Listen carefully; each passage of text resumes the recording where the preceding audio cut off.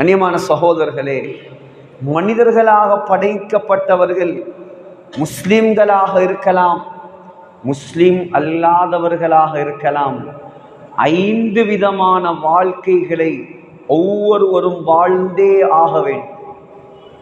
5 விதமான உலகங்கள். முதலாவது உலகம்தான் ஆலமுல் அர்வாஹ், ரூஹுகளின் உலகம்.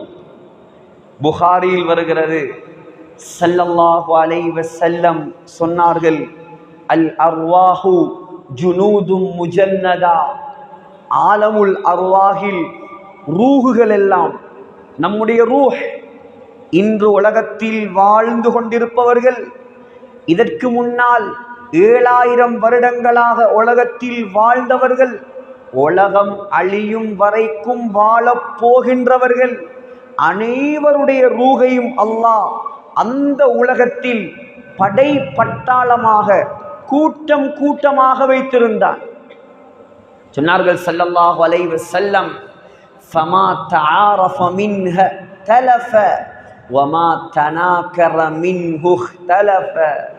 சொன்னார்கள், அங்கே யார் ஒருவரை ஒருவர் சந்தித்து ரூஹுகளாக இருக்கும் பொழுது அறிமுகமாகி அன்பு பாராட்டினார்களோ, உலகத்தில் அவர்கள் எந்த மூலையில் இருந்தாலும் உலகத்திலும் அவர்கள் சந்திப்பார்கள், ஒருவரை ஒருவர் மஹப்பத் ஆகுவார்கள். பொத்துவில்ல வந்த அறிமுகம் நேற்று இன்று வந்ததல்ல. இது ஆலமுல் அர்வாஹ்ல சந்திச்சாக்களை தான் நான் இந்த மாசம் பொத்துவில்ல சந்திச்சிருக்கேன். யாரெல்லாம் முஹப்பத்தாகி எங்களோடு வந்து கொண்டிருக்கிறார்களோ இவர்கள் எல்லாம் இங்கே வந்த மஹப்பத் அல்ல, இவர்கள் ரூஹுகளாக இருக்கும் பொழுது அங்கே சந்தித்திருக்கிறார்கள்.